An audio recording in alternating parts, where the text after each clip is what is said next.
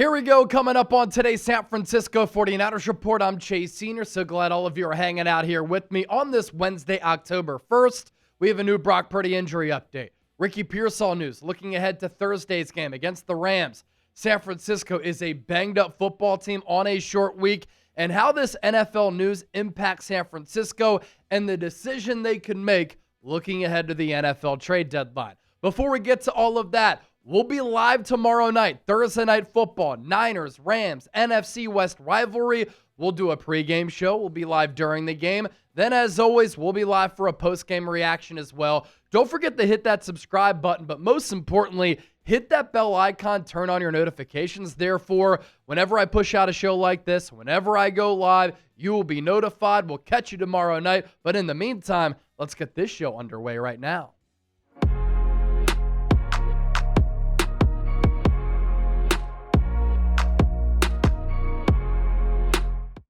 So I mentioned that the 49ers are a pretty banged up football team.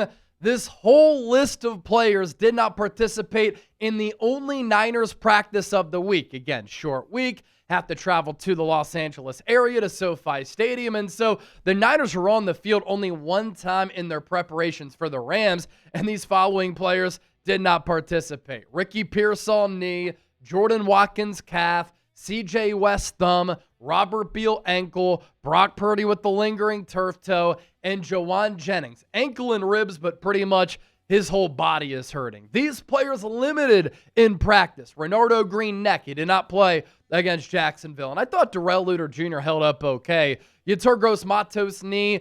This is the reality for him. He's not going to practice, but he is going to play in games. He can play defensive end, defensive tackle. He's had a solid season, but unfortunate that he's not able to hit the practice field. This one is a little bit of a concern. Dee Winters not participating in practice due to a knee injury. We know how impactful he's been at that linebacker spot alongside Fred Warner. They have really formed one of the top linebacking 1-2 punches across the NFL because of his emergence and his development. And then Mykel Williams. We saw him get banged up a couple of times the last couple of weeks. He was limited in practice because of a wrist and oblique ailment. And in prep for Thursday's game against the Rams, this is because the Niners didn't have a lot of days to prepare for Los Angeles, and because they're a banged-up football team, this was the only Niners practice of this week before going to the LA area. And so I want to emphasize that, because the fact that those players did not practice is not a great sign that they're going to be able to turn around, get healthy, and be able to play on a short week. This is important because of the injury news to Brock Purdy and how he kind of re-aggravated the turf toe against the Jags. I don't think he ever should have played. Mac Jones is not on the injury report. So many people were saying me when I said on Sunday, Mac Jones should have played. Brock Purdy was not right. Well, Chase, Mac Jones could barely even walk around. He wouldn't have been able to play. He was too banged up.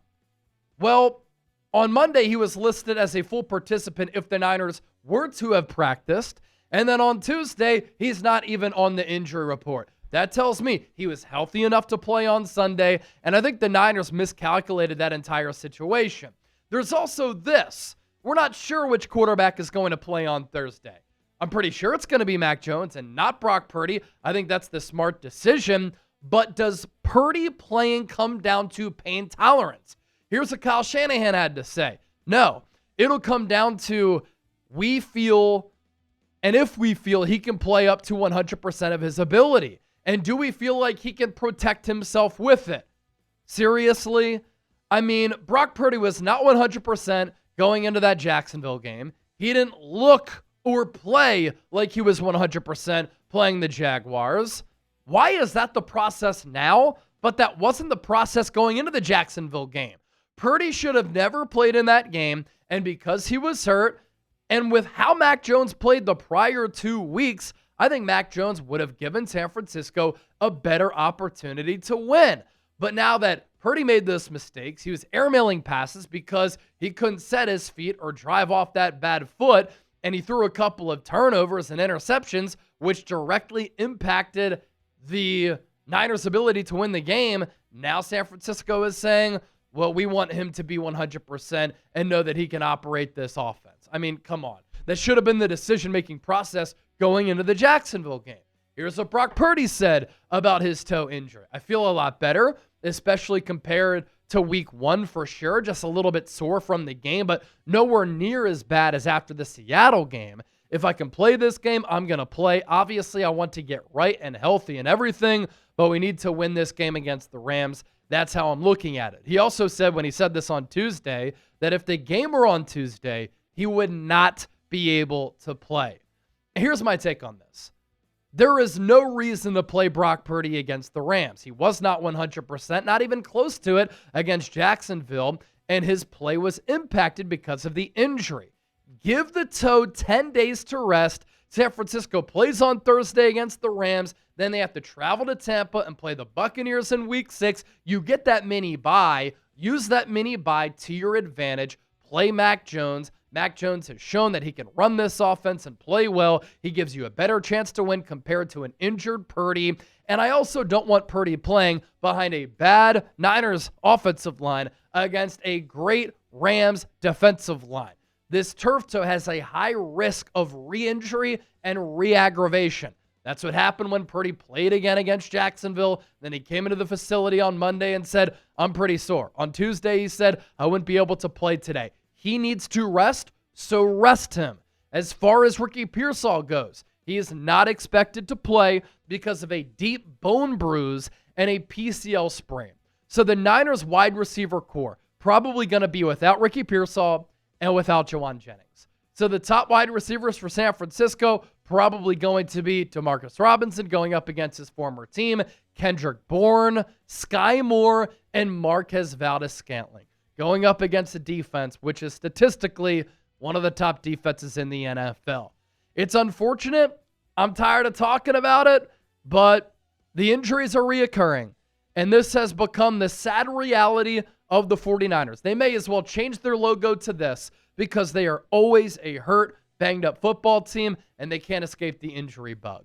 Still to come here on the show, how this NFL news impacts the 49ers going into the NFL trade deadline. We'll get to that coming up just around the corner, but first, today's sponsor, our friends at PrizePicks. We appreciate PrizePicks for making today's 49ers report possible, the #1 daily fantasy sports app, and they have some new features here. PrizePicks is the only app that offers stacks, meaning you can pick the same player up to 3 times in the same lineup. You want to pick more on Josh Allen's pass yards, rush yards, and touchdowns. Now you can pick all of them in the same lineup, only on PrizePicks. You could also follow other PrizePicks players directly on the app and copy their lineups in one click, whether it's a friend, a celebrity partner, or just somebody whose picks you like. Hit the follow button and check out every lineup they create in the new feed tab on PrizePicks. Very simple to play. You can get your picks in less than 60 seconds. Just pick more or less on 2 to 6 player stat projections. We have a 2-pick power play for Thursday night. Christian McCaffrey more than 48.5 receiving yards. And then Puka Nacua. He has 503 receiving yards the first 4 games. Let's go with more than 97.5. So here's the deal. You got to download the app. And when you do that, use the code CLNS to get $50 in lineups after you play your first $5 lineup. That's code CLNS to get $50 in lineups after you play your first $5 lineup. PrizePicks, it's good to be right. So some NFL news on Monday, and really something that we're going to continue to monitor, which does impact San Francisco to a certain degree. And on Monday Night Football, we had that doubleheader between the Jets and the Dolphins. There was that other game between the Bengals and the Denver Broncos. And I was on Trey Hendrickson watch. And I know a lot of you are with me on that. I was watching the Bengals to see if they would win, how they would play, how Jake Browning would fare with Joe Burrow out until December, and how Trey Hendrickson would play as well. Now, Hendrickson did not do a ton in that loss to Denver, 28-3, the final score there. But the Broncos offensive line, one of the best units in the NFL. I don't think that Trey Hendrickson has great complementary pieces around him. While he didn't play well in that Week 4 game, he has played well for the majority of this year. And I just don't see a scenario. I don't see a reality in which the Bengals are going to be able to survive without Joe Burrow and be a playoff team until he comes back from that turf toe surgery that he recently underwent, he's not going to come back until December. You're telling me that this Bengals offense, with how bad they've looked in the last 2 games against Minnesota and against Denver, can even stay close to 500? I don't see it happening. And against Denver, they picked up 159 yards of offense, 3.7 yards per play. Jake Browning and the pass game, 14 of 25 for 106. They ran the ball 15 times for 53 yards, 3.5 yards per carry. Their time of possession, they were dominated there, only held the rock for 22 minutes. You think that Bengals team, with how they looked, can survive until December? I think that they are going to be sellers going into the deadline. And everybody should be hoping that the Bengals are going to be sellers going into the deadline. Because if they are, that makes Trey Hendrickson a realistic trade target. It makes Trey Hendrickson expendable, and it makes him available. The Bengals have shown what they think of him and what their plans are. He's not in them. He wanted a long-term contract extension. They didn't give it to him. They gave him a pay raise for 2025, but they didn't give him a deal beyond 2025. He took that pay increase for this season because why wouldn't you? He had no more guaranteed money left on his deal. If they continue to lose, Hendrickson can say, look, you didn't give me the long-term deal. I want to go somewhere where I can win. It's not going to be here because you showed me with your actions that you don't want me here. If the Niners want to trade for me, I want to go there. And I don't think that the price tag for Hendrickson is going to be as high now as it may have been this offseason for a player who has led the NFL in sacks the last 2 years with 17.5 in 2023 and 17.5 in 2024. And what I said going into the Jaguars game, the Niners weren't going to make a trade last week, right? Right after the Nick Bosa injury. They were going to see how the defense would play, how the defense would perform, how the defense would fare without Nick Bosa. Well, how did they do? Obviously, they gave up some explosive plays on the ground, and the defense wasn't the reason why San Francisco lost that game. Brock Purdy, the drops, the turnovers, special teams. Those are the reasons why. But on defense, it didn't help that you gave up some big plays on the ground, and you did not generate a quarterback hit or a sack in a game for the first time since 2015. This isn't sustainable for San Francisco. They're going to have to make a move to upgrade that edge rusher spot. How did Bryce Huff look? I told you, it's one thing when you're Robin. It's a different thing when you're Batman. He was Batman against the Jags, but he didn't play like that because he was the one now getting double teams.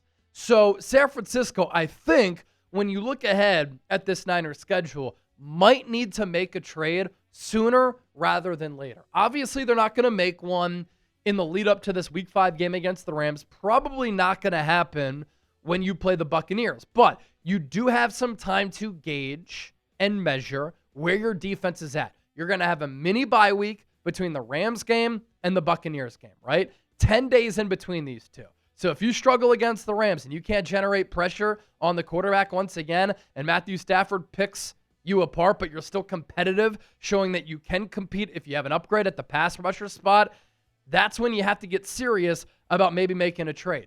Then you have the Falcons on Sunday Night Football. You're on the road against the Texans. I would say winnable game for Atlanta, winnable game going up against Houston. 2 tough games here. Then you're on the road playing the New York Giants. That's winnable. You play the Rams again, huge NFC West game. After Week 9 going into Week 10 is when the NFL trade deadline is. And then you think about the other games upcoming, right? Cardinals becomes a huge game inside the division. Winnable game against the Panthers. Winnable game against the Browns. You have your bye in Week 14. That's another rest week for your team, but for that trade piece to get acclimated with the defense, winnable game against the Titans. Winnable game against the Colts. Winnable game against the Bears. Huge one against Seattle. And that Seahawks team looks really, really good. So the Niners have some time to make a move, but I think they have to make a move and pounce earlier as compared to later. Don't forget to hit that subscribe button. Thanks for hanging out here on the San Francisco 49ers Report. We'll catch you live for our watch party on Thursday. Can't wait for it.